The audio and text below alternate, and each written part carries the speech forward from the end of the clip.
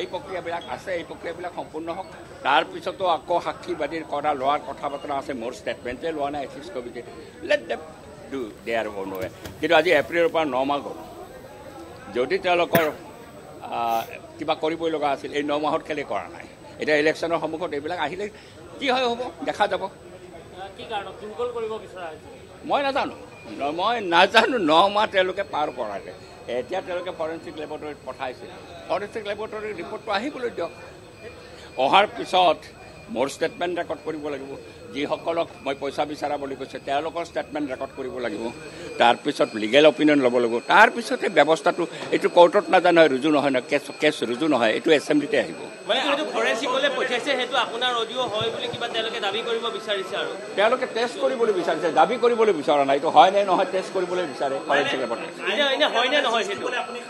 মইতো সাজুৱে আছোঁ, আজি 9 মাহেতো অপেক্ষাই কৰিলোঁ। তেওঁলোকে পঠাইছে, তাৰপিছত কি ৰিপৰ্ট আহে ফৰেঞ্চিকত লেট আছ চি।